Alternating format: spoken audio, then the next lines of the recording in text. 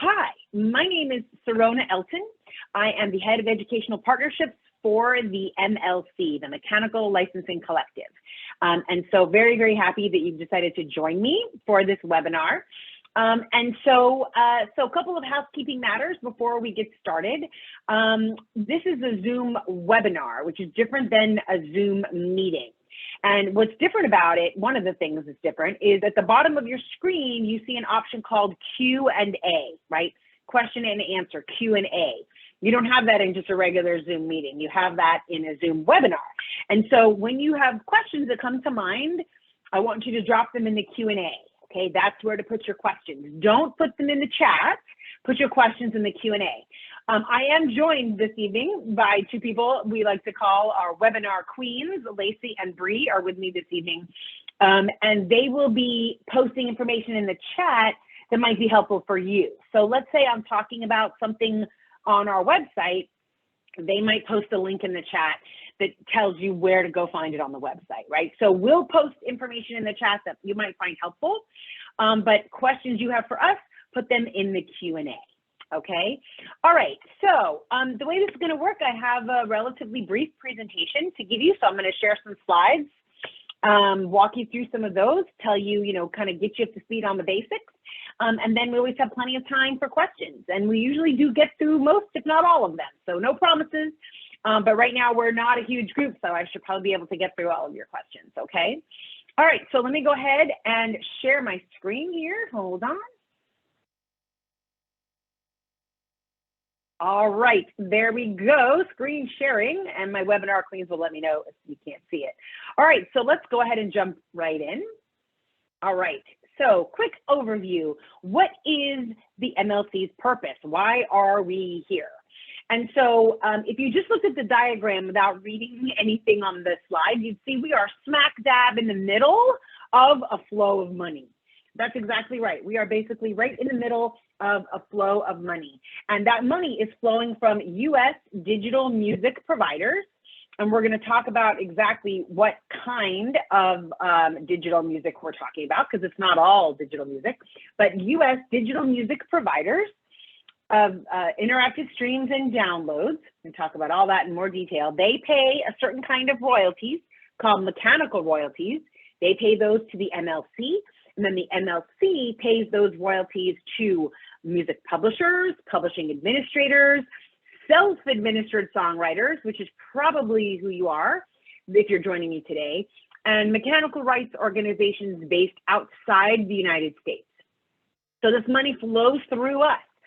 We are the only party out there, the only organization that is administering this particular revenue stream based on the copyright law. US copyright law mandated our creation, and we are the only party authorized to collect and distribute this particular kind of money collected under this new blanket digital mechanical license.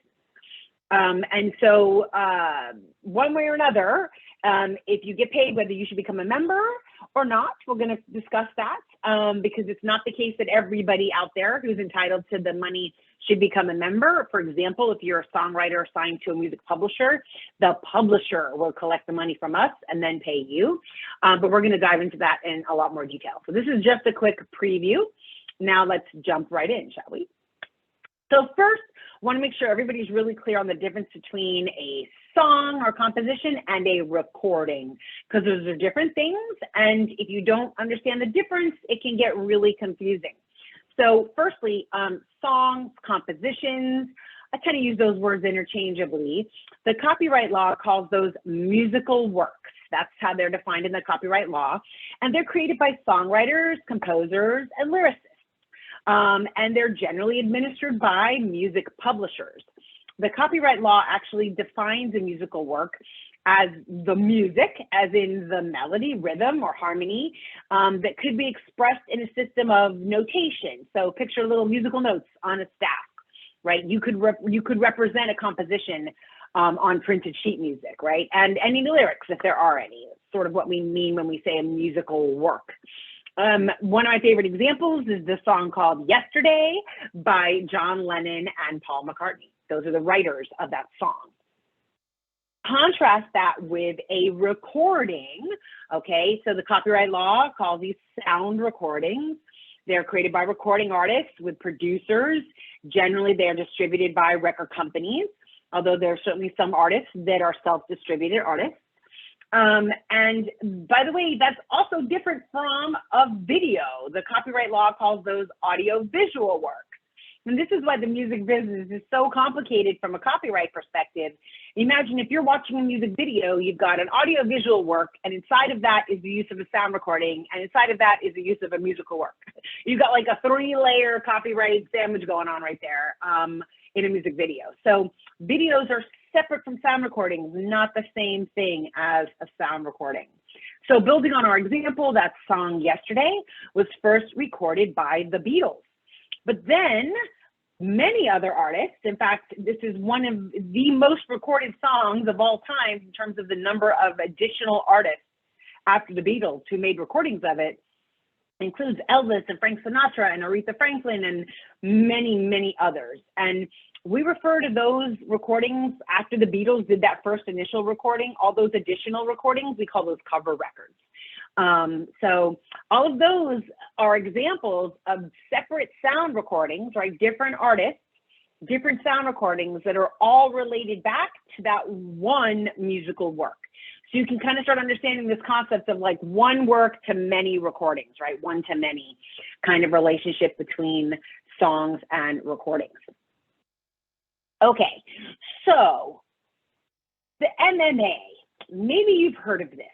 In 2018, there was a really important change to the US copyright law. Something called the Music Modernization Act of 2018 was passed. A really important law for the music industry. And it actually changed a lot of different things. It had 3 different sections, or they're called titles, if you will. One title in particular, one title had to do with mechanical licensing, digital mechanical licensing specifically. And that was Title I of the Music Modernization Act. And it actually has its own name, the Musical Works Modernization Act. And the change in the law actually did a couple of really important things. And that's why we're here now. The law created something called a blanket compulsory license. So before the law changed, if a party needed to get a mechanical license, they had to go find out who all the owners of the copyright in the song are. They'd have to contact them and request a license or send them a notice. And it was done on what we call a work by work basis. Like you would have to go and ask for that permission or provide a notice if you were going to use the copyright law compulsory license, but it was done on a 1 by 1 by 1 by 1 basis, work by work. So the copyright law created this new blanket license, which means that now services that are eligible, for example, Spotify, they only need 1 license. They don't get a work by work license. They have 1 blanket license that includes the use of all of the works that are eligible for that blanket license. So the law created a new blanket compulsory license for interactive streaming, limited downloads, permanent downloads. Now's as good a time as any to clarify what those terms mean. So interactive streaming. An interactive stream is when you go on a service like Apple Music or Spotify, and you go and find the exact recording you want to listen to, and you say, you know what, let me go find Yesterday recorded by the Beatles, and let me play that like 5 times on repeat, okay? You can do that on an interactive service. You can go and find the track you want to listen to, and you can play it on an interactive service.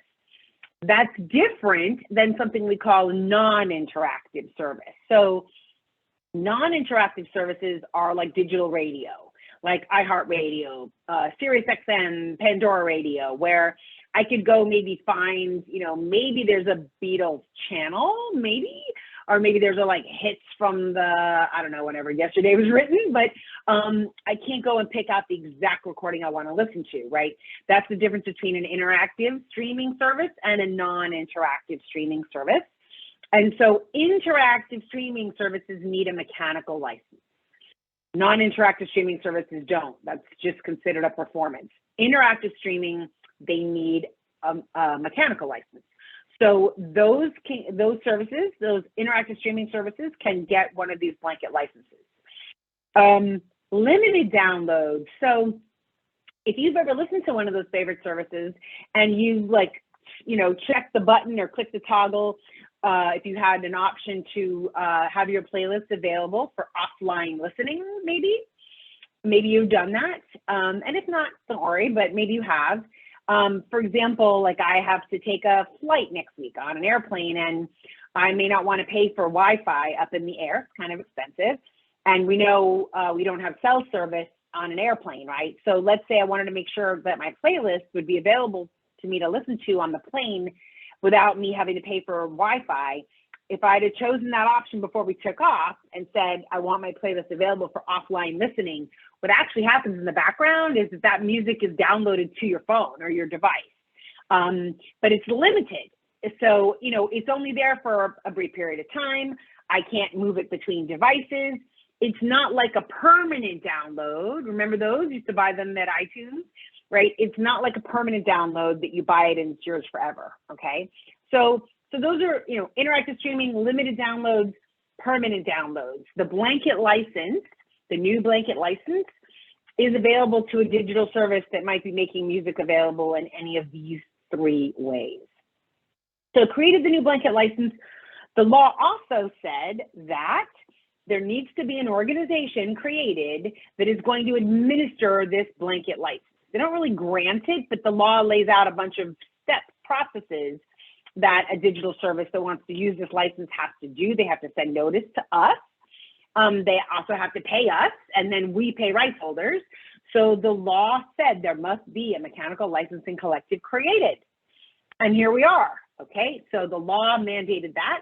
And the law also said that the MLC has to operate a publicly available database of musical works ownership information. And we have that. If you go to our website, themlc.com, top right, there's a button that says public search. Our website, our searchable public database is available to you. And it's there because the law requires it to be. All right, so let's talk a little more now about this blanket license. So a couple of things about it. So here's the thing. It doesn't cover everything under the sun. In the music business, it's still kind of complicated. We don't sort of have like one-stop shopping, okay? We have different rights that are handled in different ways. So it's a little complicated. So this license applies to a particular set of activity. It's a rather narrowly defined set of activity. And the other things that don't fall within it are not stuff that the MLC is involved in. So first off, we're talking about digital audio only. This is a mechanical license under Section 115 of the Copyright Law. It has to do with audio only uses.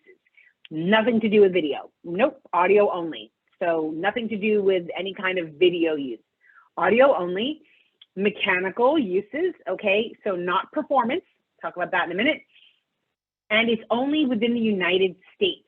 So this blanket, Spotify, Apple Music, Amazon, in the US, they have this license, but this license does not grant them permission to use these musical works in the UK or in France or in Mexico or in the Dominican Republic, okay? This license only covers United States uses. So those services, when they operate in other countries, they have to get licenses in those countries as well. This license here, the blanket license established by the US copyright law, only covers US uses, all right? And the MLC is only allowed to collect for US uses of music. So interactive streams, limited downloads, permanent downloads, we covered that already. So what does it not cover, right? What kind of permission is not granted by this blanket license? Video streams or downloads, nothing to do with video, right? Public performance. So public performance, whenever you're hearing a song played, whether you go into a nightclub, whether you go to a concert hall, whether you're listening to the radio, whether you're listening to interactive streaming, non-interactive streaming, streaming of audio, streaming of video with audio, all of those are public performances. That's not something that we're involved in. That's what performing rights organizations like ASCAP and them do. And this blanket license has nothing to do with public performance. It's also the case that we are not involved, the blanket's not involved, therefore we're not involved with mechanical licensing for physical products like CDs and vinyl. Those do still need a mechanical license, but this blanket license does not apply to physical. So record companies, for example, still need to get the mechanical licenses they need to put out CDs and vinyl just like they always have. Nothing's changed there. And that doesn't flow through us. And, you know, I already also kind of described the non-interactive stream thing. That's got nothing to do with the MLC because it's not covered under the blanket. Another way of thinking about it is the blanket license covers these kinds of activities. Those are the only things that the MLC is authorized to be involved with. If the activity does not fall under the blanket license, the MLC can't do it, okay? All right, so this is another version, it's another way to come at the same information I just shared with you, but sometimes if you kind of flip the lens a little, look at it a little differently, it might be a little easier to understand. So this might sound a little repetitive, but if it does, that's good. It means you understood it the first time around. So what does the MLC do? The MLC, we have established a public database of musical works ownership information, right? On our website, public search. We administer this new blanket license, right? This is available to digital audio services operating in the US, right? Audio US, that's the key. Audio US, mechanical rights. What we do on a monthly basis is we receive data, information from the digital services that have to tell us this recording was streamed or downloaded this many times for that month. They have to also pay us royalties, okay? They have to pay us royalties, something called statutory royalties. They have to pay us royalties related to those streams or those downloads. We have to match that data that they tell us about the use of those recordings. We have to match the recording data to the musical works database, musical works in our database and make a match. The matching, that's the thing we do, the matching. If you've heard people go, oh, matching. Matching in this context means matching sound recording information with musical works information, right? Like this sound recording by the Beatles matches this musical work by John Lennon and Paul McCartney. And this sound recording of, you know, Yesterday by Aretha Franklin also matches this musical work by John Lennon and Paul McCartney, right? That's what we mean by matching. So the MLC every month gets all this data from the digital services about streams and downloads. We have to match that data to the musical works information, and we collect money from the services and pay the money to the rights holders of those songs. So that's what we do every month, pay that money to our members. We're going to talk about who should be a member on the next slide. So on the right side of this page, we tell you what we don't do. And you might think, well, that's weird. Like, why do they tell me what they don't do? And, you know, the reason we do is that we really do see ourselves as having a responsibility to help educate everybody about how all this works. And what's really important is that you know all the different money streams, all the different revenue streams, not streams, no pun intended, but all the different money out there that could be due to you. I don't want you to miss out on any of it. I don't want you to leave any of it unclaimed anywhere. You need to know about it. You need to know how to go get it, and you need to make sure you're getting it, right? It's your money. So we want to make sure you know what we don't do so that you're like, yeah, no, I know you don't do it. I'm good though. I've got a game plan for how I'm going to get that money, all right? Because I don't want you to miss out on any of it. So let's just run through this quickly. We don't do anything for public performance, okay? So if you're a songwriter, you need to be a member of a performing rights organization, right? ASCAP, BMI, CSAC, GMR, those are the US ones. The Dominican Republic might have its own, I think probably does. Wherever you're based, you need to be a member of a performing rights organization. You must do that, no matter what. MLC has nothing to do with that. You have to do that, okay? Or else you're missing out on a lot of money. We are not involved in administering digital performance royalties for sound recordings either, right? So what I was just talking about with ASCAP and BMI, that's performance royalties due to songwriters. There's also performance royalties due to sound recording owners and artists for some uses. And so in the US, that's sound exchange. So if you're a recording artist as well as a songwriter, if you're a recording artist, you need to become a member of Sound Exchange. Absolutely. If you're not in the US, You need to find out if you have a performer's rights. This is about you being, an artist or a musician, not about being the songwriter, that you may also need to join. So, you need to join Sound Exchange if you're in the US, you need to join a PRO if you're in the US, and if you're outside the US, you need to join those two organizations, whatever they may be in your country, okay? Physical products, not us, right? So if your music is being used on CDs and vinyl, the record company is generally the party who's going to be getting that mechanical license and paying you or your publisher. Nothing to do with video, right? We have nothing to do with video. If your music is being used on YouTube, we cannot get you that money. All right, not for use in a video. You have to come up with another way and some options out there about how you can get that money. It's not as simple as just joining a PRO though. Although there is PRO money, all those video streams on all those video platforms, there is money that comes back to the performing rights organization for the use of the song, but there's more money than that out there to be had. And if you're getting any real kind of mechanical activity from outside the United States, like on Spotify in Europe, we cannot get that money for you. We're not allowed by law to collect outside the United States. So you also need to be exploring your options for how to collect that money. So you might have money for all these different categories, but it's not flowing through the MLC. And so make sure you don't leave any money anywhere uncollected because it's your money. All right, so don't worry, we'll be done with the presentation soon and we can get to questions. So this slide, let me tell you a little about this. This is on our website. And so it's the kind of thing you probably want to take some time to digest and get more familiar with, okay? The goal of this slide is to help you understand in the United States for digital audio, how the different money flows work, right? In some cases, for example, when you listen to a recording on Spotify, there's actually 3 different revenue streams that are generated. There's the public performance for the song, the mechanical for the song, and the reproduction for the sound recording. And so when you go to take the time to look at this, if you kind of look at the little legend down the bottom left first, right? Look at that legend first. That will help you understand, well, what kind of activity we're talking about. That will tell you which of the 4, 1, 2, 3, or 4 flows is involved. And then the left half of the screen is all about money for songs. The right half of the screen is about money for the sound recording, right? Because when the sound recording is streamed or downloaded, there's money that goes to the artist and the record company and money that goes to the publisher and the songwriter. So, so take some time to check this one out. It looks a little complicated now. I know it's kind of small on my screen as well, but this is on the website and it might help you understand sort of where things, how the money flows to people.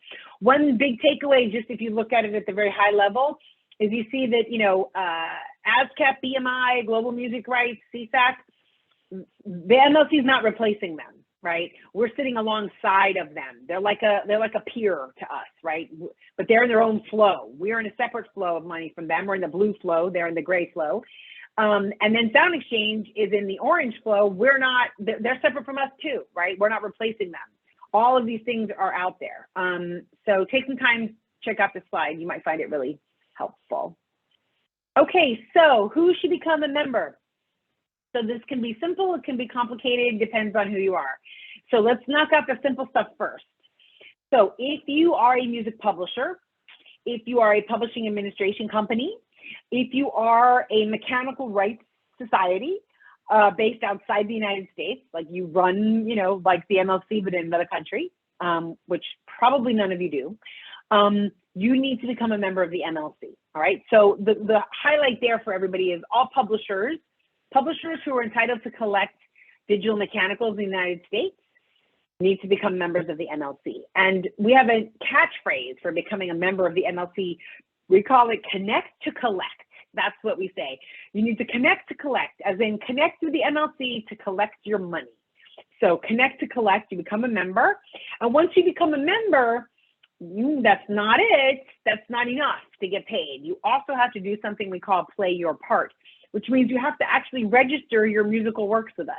We have to know what songs you administer, you collect for, right? So connect to collect, play your part means registering your songs. So all publishers who are entitled to collect US digital mechanicals need to become a member, okay?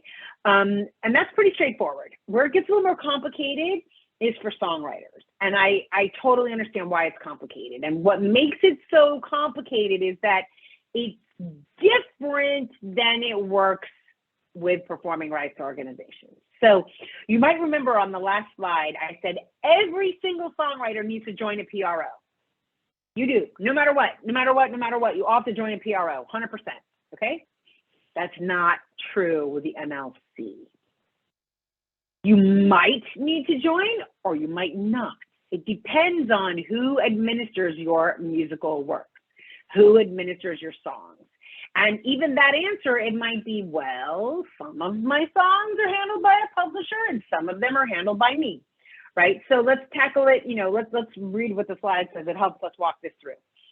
If you self-administer any of your songs, so if any of the songs you've written that are up on digital services, if you are basically acting as the publisher, like if you've never signed you've never agreed with a publisher or a publishing administrator for them to handle those songs, then they are self-administered. That's like the default position, they're self-administered.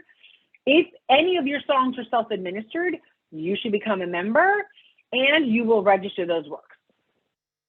But if you literally do not administer any of your own songs, right? Maybe you've had a super successful career as a songwriter and all the songs you've written are handled by a publisher, you will not become a member. We will not pay you, we will pay your publisher, okay? In that case, the publisher will register those works, not you.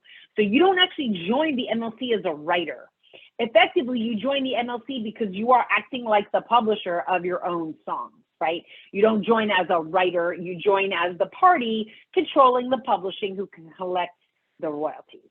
And so some of you, it really is a blend. It might be like, well, I had a publishing deal once, I wrote 20 songs there and they still handle those songs, but then that deal ended and I wrote another 30 songs that I administer. Well, in that case, right, you do administer some of your songs, so you'll become a member, but you would only register those songs, like in my crazy example, you'd register that 30 you wrote that you administer. Don't try to register the same songs your publisher is going to register. What's going to happen is it's going to look like two different parties are claiming the rights, and it'll kind of like put the song on hold till we can figure out who's entitled to collect that money, your publisher or you. So if you become a member, you only want to register the songs that you administer, okay? None of your songs that somebody else might be administering. So this is totally different than like with the PROs, because as a PRO, every single songwriter needs to join as a writer, all of you. And then some of you will also join a PRO as a publisher if you don't have a publisher, if you're not signed to a publisher, but it doesn't work like that with the MLC. You're just a member and you are the member. You are a member who is authorized to collect those mechanical royalties because you're administering that song here in the United States. Okay, I know it's a little complicated. However, I will say, if it turns out that you're sitting there going, oh, so I don't need to become a member. Okay, but I promise you, nobody cares more about the information about your songs being more correct than you do, okay? And nobody has more to gain by them being set up correctly than you do, right? Because you want to get paid. So even though you're not going to become a member and you're not going to set up those works in our database, you should absolutely go on to our public search, look up those songs, make sure they're in the database, make sure whoever your publisher is or your publishing administrator or your mechanical rights society in the country where you are, make sure they are listed as the party who is entitled to collect the royalties.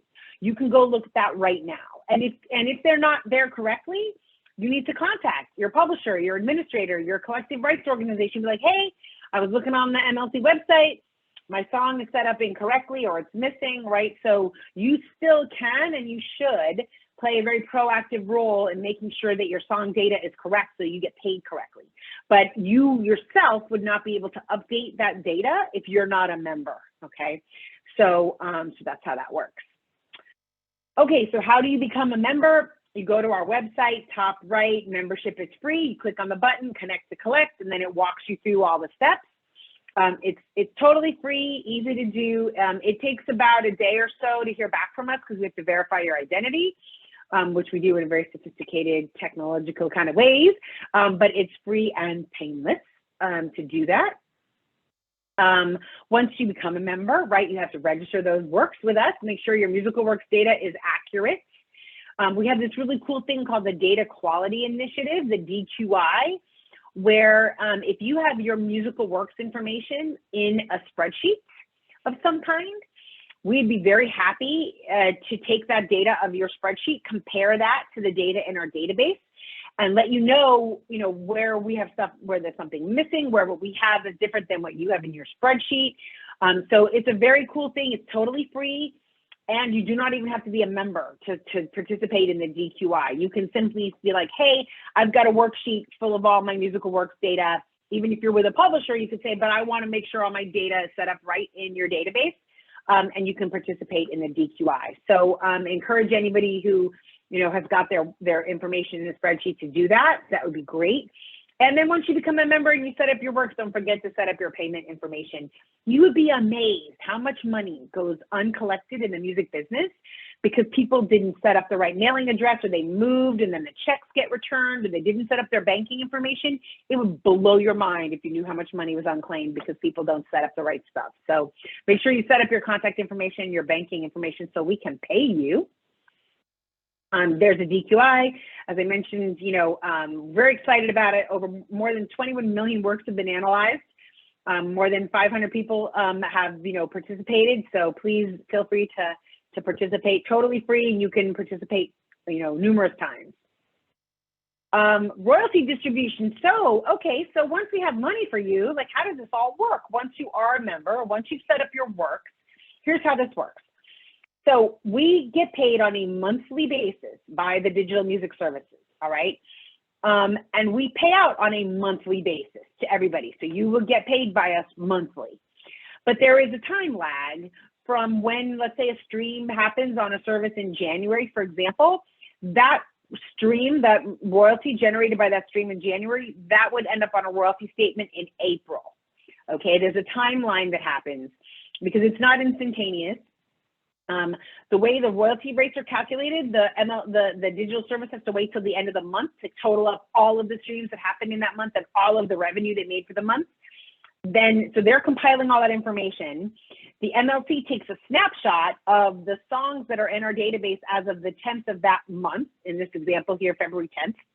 Then between February and March, we are matching the data that the service sends to us, to our musical works information, calculating royalties, okay, figuring out who to pay and how much to pay. By day 70, you have to have your banking information in the system so that we can initiate the bank payment process. And then you would get paid on like April 15th. And if your musical works in this scenario were not set up in our database by February 10th, no problem. When we do the next month, right, if they're in there by March 10th, we rerun, we're always rerunning the activity from the prior month that didn't find a match. So when you finally get it in there, we will have money going back to January, beginning of this year for what we call blanket royalties, right? Blanket money paid to us. That will just start flowing through then when you finally get those works set up. And so it's a 75-day lag. You can see the little table there that tells you, if the activity happened in this month, when would you expect to see it? But of course, that would be delayed if your works weren't set up yet, right? So the works have to be actually in the database so that we can match to them. And then lastly, before I come out of screen share, we are here to help. We are here to help you. We have a team, more than 30 customer experience people who live and breathe your needs. They are there to help you. And so you can get them on the phone. I know it's hard to believe you can actually get a person on the phone. You can initiate like an email back and forth if email is more convenient for you. If you are a member and you are logged into our portal, you can actually initiate a live chat right there as well on the screen. So whatever your preference is for how to connect with us, 12 hours a day, Monday through Friday, we are very, very happy to help you. So I will tackle all the questions I can, but sometimes, you may need somebody to look at your data specifically or really work with you to, dig into the facts of your scenario. They are there to help, and we're very, very proud of them. I think you'll really have a great experience with them if you call them and need some help, or reach out via chat or email. All right, so our website, the MLC.com, we are on all the social media platforms as well. So please do follow us, and you can sign up for our newsletter as well. All right, so let me come out of screen share here. Okay, here we go. So let me pull up my Q&A and start working on the questions. And let's see, time check, we are good. All right, okay, Carlos asks, what is the difference between Sound Exchange and the MLC? Sound Exchange collects, okay, so I'm just reading the rest of this question. So no, Carlos, not quite right. So here's the difference, right?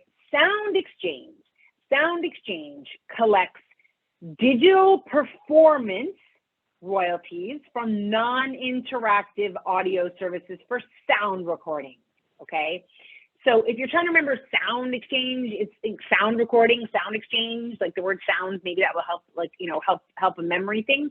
So services like Pandora, Sirius XM, iHeartRadio, web radio, internet radio, and non-interactive apps like Pandora Radio, those digital services, they pay all the PROs for the musical work. So if your music is streamed on Sirius XM, you're getting paid for that as a songwriter from ASCAP BMI, okay? But the sound recording piece, the recording artists get paid for that stream on Sirius XM through Sound Exchange. It's all sound recordings only. It's not a mechanical royalty. It's public performance, but it's public performance of the sound recording, not the musical work, and it's only digital. In the United States, we don't have a performance right for sound recordings for like terrestrial radio. So they do totally something different. So they are non-interactive, sound recordings only. We are musical works, right? We're not involved in sound recording money. We're musical works for interactive streams, limited downloads, and permanent downloads. But so check out that diagram. It's crazy complicated. Like in addition to my work at the MLC, I'm also a professor of music industry. And every time I have to explain all this, I just think, oh my gosh, it's so much more complicated than it should be, but it is. It is. It's really hard to keep it all straight. So check out that diagram though, because that might help you. So great question. Thank you. Okay. So Carrie, somebody else said a film music instrumental could collect royalties from the MLC. Could I walk you through how this could work? Okay. So let's say, okay. So film music instrumental, right? Okay, I'm just gonna make this up. Oh, here, actually, no, this is perfect timing. Okay, I am a huge Harry Potter fan, okay? And all of the score to Harry Potter movies is just amazing, right? Hedwig's theme and I love it all, okay? I have a playlist that I made, my own personal playlist on Spotify that every Halloween, it's really cheesy. I sit in front of my house with a bunch of little Bluetooth speakers and I play my playlist while trick-or-treaters come by, okay? So Spotify is gonna get a whole bunch of streams from me, October 31st, playing Hedwig's theme, like over and over again, okay? So in that case, what you have is a musical composition, a musical work, that film score, that music, right? The Harry Potter music from the films, that is on Spotify and I'm streaming it. And so that generates a mechanical royalty and that money goes back to basically whoever controls the publishing for that composition, okay? Now, there'll be three sets of money coming from Spotify for that. One goes to the MLC for the mechanical and we will pay the publisher, whoever the publisher of that is. I don't know who controls the publishing rights to that. It might be the film company, they often do, but it would go to whoever the publisher is. And they would pay the composer their share of mechanicals based on the contract with the composer. There'll be performance royalties. That's gonna go to ASCAP, BMI, CSAC, Global Music Rights. Spotify's gonna pay the PROs.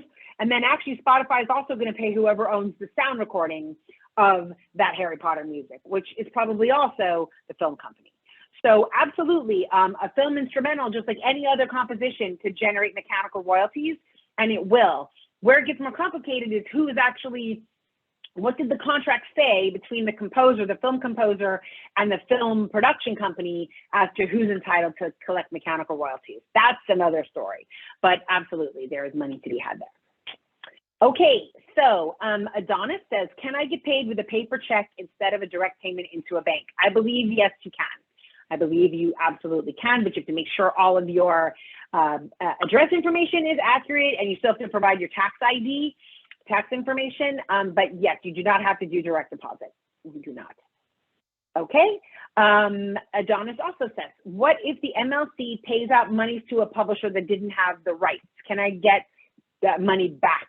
Yeah, so there is a dispute process, and if it turns out that the wrong party was paid, we will get that money back from them and pay that money to the correct party. That is correct. Yep, so you would file a dispute if the monies went to the wrong party that was not entitled to collect that money. There's a dispute process on our website, and that's what you would do. Okay, back to Carrie. Can I send an Excel sheet for my jazz project to add to the portal? I downloaded it from Sound Exchange. Would it be entered by the MLC? Okay, so a couple things, right? So Sound Exchange, that's sound recording information. That's not musical works information, okay? So Carrie, for your jazz project, you can absolutely, if you want to, you know, we have a specific format. We have an Excel file format that if you want to set up your Excel file in this format, you can upload it to the portal. We log in, you'll upload the spreadsheet to create those musical works. But your download from Sound Exchange is not going to be, it's not going to have all the data we need, because we need the name of the publisher. We need to know what the share of the publisher is. If it's, you know, it's your project, maybe you're the one writer and you're claiming that, you know, you represent 100% of the song. The information that you would be downloading from Sound Exchange is different than the information you would be uploading to the MLC. And so we actually do have a couple of videos out there that explain how to prepare the data for our bulk upload format. So maybe one of my webinar queens might be able to find that link. If not, I know there's a section on our website called resources where there are also links to helpful videos, so you can see how to format that spreadsheet so that you could upload it, to upload your work. So the download from Sound Exchange all by itself, not going to get you all the way there. It's not going to get you all the way there. But let me also add something.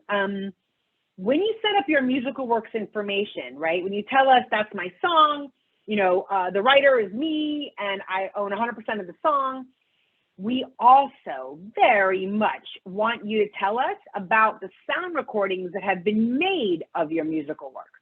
So for example, right, if I was just registering yesterday right now for the first time ever, and let's pretend I'm John Lennon, right? And I'm like, okay, John Lennon, and I have 50% of that song, I control it, right? As I'm the publisher of it, pretend.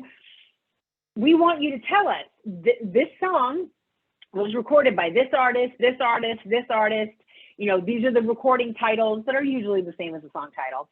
And if you know what the recording identifiers are, it's called an ISRC. If you know what the ISRC is, we want you to tell us all of that, right? So when you're setting up your musical work, there's a section on the screen in the portal where you can set up all the related sound recordings that have been made of your musical works. And that's critical because remember, the big thing that we do is the matching, right? When we get something reported to us from Spotify, they don't say we use this work. They say we use this sound recording, and then we have to match that sound recording to the work in our database. So if you know about the sound recordings and you set that data up, that is the best thing that guarantees we can make that connection, because we don't have to try to figure it out. You've already told us that recording right there by the Beatles of Yesterday, that recording is related to my song called Yesterday, right? So we do want you to do that. But the Sound Exchange data is not going to have all the writer names and publisher names in it. Okay. All right. So Joyce asks, does the MLC communicate with the CRB to advocate for better payment rates or just distribute the rates? Okay. So there's something called the Copyright Royalty Board, the CRB, Copyright Royalty Board. And it's a panel of 3 federal judges. And they set what's called the statutory royalty rates. Okay, you might have read some stuff about that in the news lately.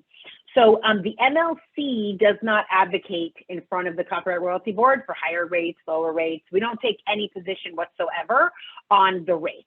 We just receive the royalties paid to us at the whatever the rate is, and then we pay the money out at that rate.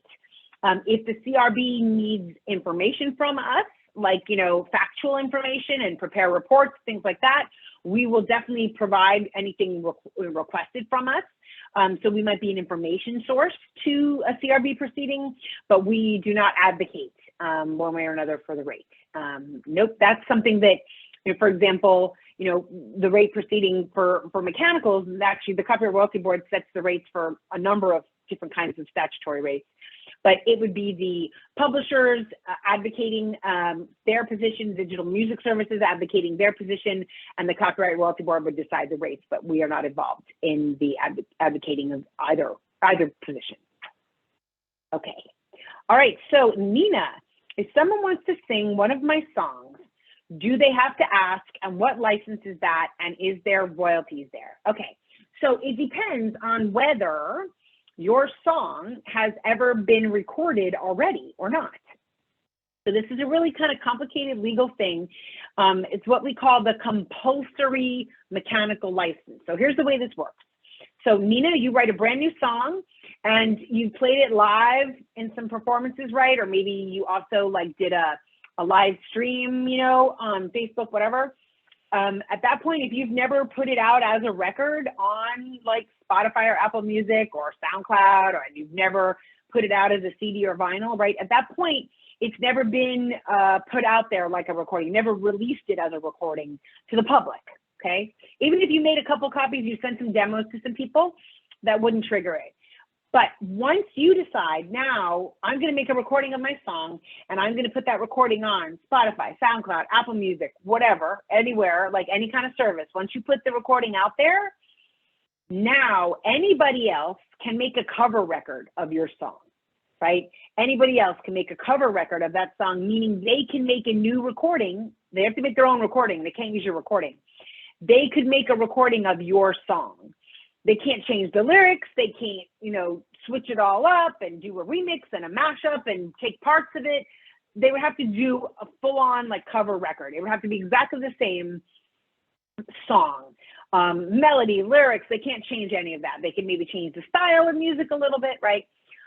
They can do that without your permission. You can't stop them from doing it. But if they did that and they put that recording out there, then for all those recordings, you would get the money for that as a songwriter. So for example, when Frank Sinatra recorded the song Yesterday by John Lennon and Paul McCartney, every time somebody streams the Frank Sinatra recording of Yesterday, John Lennon and Paul McCartney get paid. Okay, so you can't prevent it once you put the recording out there. Other people can make a recording, their own, you know, can't use your recording, but they make their own recording of your song, and then that money flows back to you. But here's the thing, it only flows back to you if we can associate that recording, like the Frank Sinatra version of Yesterday. We can only pay you if we can associate that recording of your song back to your song. So if you know this artist has made a recording of your song, you need to make sure to set that information up with your song data so we can pay you. Okay, all right, so let's see, time check. All right, we're doing good. Joyce asks, the DQI sounds complicated, I know. With my catalog of 150 songs in a spreadsheet, does it have to be in a specific order for you to review? I think there's some requirements about the format the data's in, but I think it's pretty flexible. So you have nothing to lose by asking. It's free, and we will work with you to get your data into a format that we can use in the DQI. So I think my webinar queen's probably posted in the chat where to go to initiate involvement in the DQI. I would go ahead and do that. Let them tell you exactly what they need, you know, and you can always decide if you go, oh, that's too much, that's too much. You can just go, thanks, but no thanks. No harm done, right? We're very happy to work with you. And if you decide it's too complicated, then that's fine too, okay? You're not gonna get charged for it. We won't be mad at you. So give it a try and see. It might be simpler than you think, and you can always pull the plug if you're like, this is too much, okay? Okay, so what happens if your work is registered twice in error, for example, with the MLC and the Harry Fox Agency? Okay, So let me give a little bit of explanation about the Harry Fox Agency. So some of you may have heard of an organization called the Harry Fox Agency, right? HFA, or Fox. Sometimes people say Fox. Less so nowadays. That'd be more confusing. So HFA. So HFA has been around a really, really long time. They are a privately owned company by a company that actually also owns CSAC and some other organizations out there. They're a privately owned company. They were handling mechanical licensing on behalf of publishers for decades, okay? At some point, they then started also providing a service to digital music services like Spotify, I think, that needed a company to help them secure licenses. So what they did was they provided an option as a songwriter or as a publisher who maybe had never dealt with HFA before. You had an option to say, yeah, yes, please, actually, I would like to sign up my musical works so that then the mechanical licensing money coming from Spotify could flow through HFA to me. And so some of you had signed up registered your works with HFA. So then along comes the MLC, right? We're completely new. We are not the same as HFA. We are a nonprofit, right, governed by a board that's, the makeup of the board is laid out by the statute, right? We have a lot of government oversight involved. But the Harry Fox Agency is a vendor to us. They provide services to us. So like we hired the MLC to do, the MLC hired HFA to do some things for us. And of the different things that they do for us, they have to share the data in their database with us. So if there's a song in the Harry Fox Agency database, they share their database with us. And the benefit that gives to people whose works were already registered with the Harry Fox Agency or who continue to register new works with the Harry Fox Agency because of something else the HFA agency does for them, it means you don't have to do double data entry. So if you are somebody who normally registers your works with HFA, you can keep doing that, and you do not have to also register them with us. You don't have to do double data entry because they will share that data with us.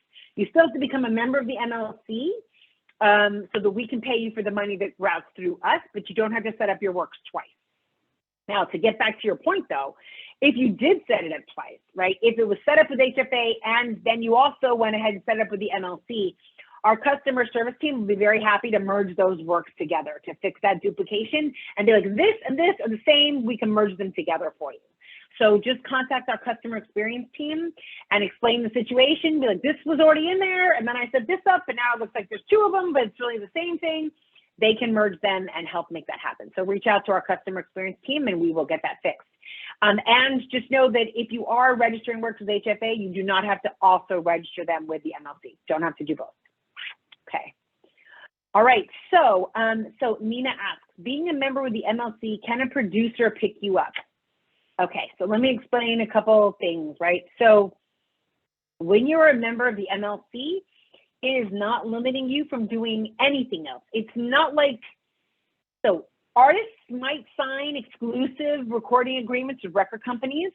Songwriters might sign exclusive songwriting contracts with music publishers, right? Maybe an artist or songwriter might sign an exclusive deal of some kind with a producer. Being a member of the MLC does not affect that at all, okay?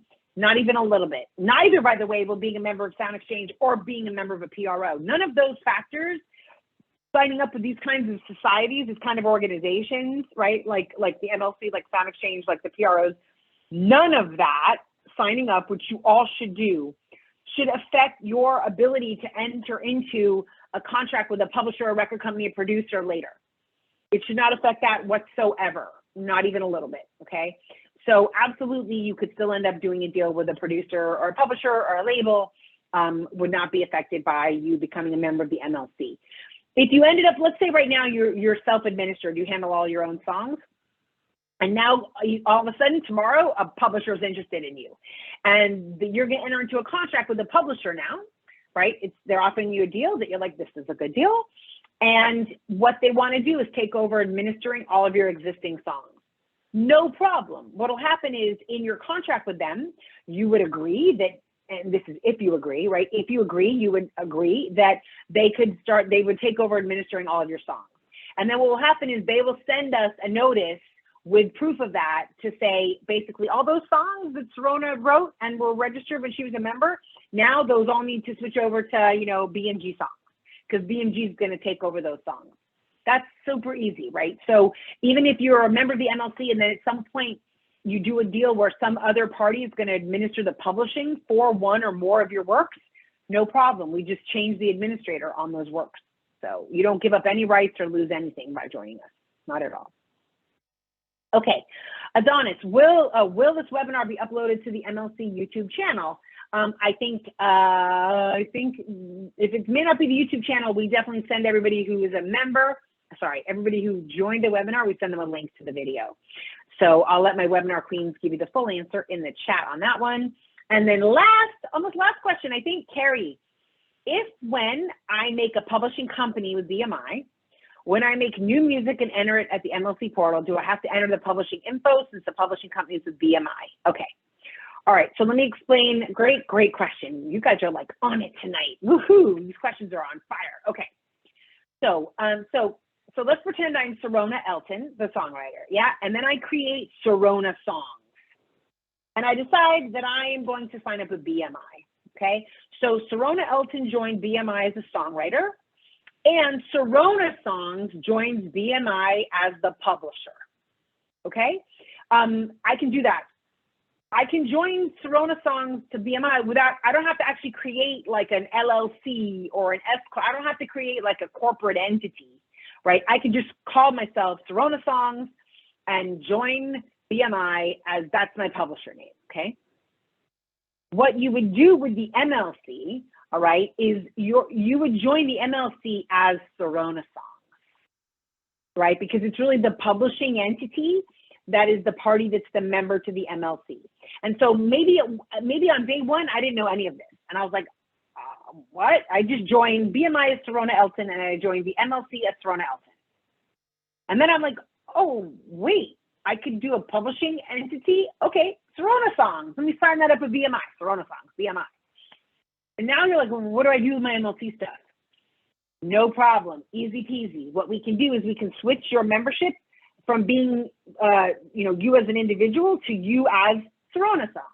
And then going forward, when you register your works, right, they would all be under Serona Songs. So our membership people, our customer experience people would help you do that. If you're like, I set this up under just my name, Serona Elton, as if I was the name of the publisher, but now I want my publisher to be called Serona Songs, they can help you do that. It's what you're doing with BMI is not affected by what you do with the MLC, not at all, right? You do what you do with BMI, but if you've created a publishing entity with BMI and all of your songs with BMI are through Serona Songs, then you should really use that word Serona Songs, that name, as your publisher everywhere those songs are registered. That's the best thing for you to do. So when you register them with us, you would also list the member name for those songs would be Serona Songs in my example. And if it's still confusing, call our customer experience team. They'll take as long as they need to with you. They'll walk it through in great detail. And you can be like, well, let me give you my exact facts that, you may not want me putting all your business out there right now. But our customer experience team is very happy to get deep in the weeds with you and help make sure you know how to do it. Okay, great question, Carrie. Thank you. All right, so we are done, and we are right at the 30 minutes. Like, it's amazing. It's amazing how that happened. So thank you so much for joining me this evening. Really, really appreciate it. Great questions. You guys are obviously on the ball, on top of it. Hopefully, it turns out you do need to become members so we can pay you. And if not, then we look forward to paying your publisher and make sure you hold them accountable that your songs are set up correctly, because you deserve all the money that you're entitled to. So thanks very much for joining me. Have a wonderful rest of the evening. Take care, and we'll see you next time. Okay, bye-bye, everybody.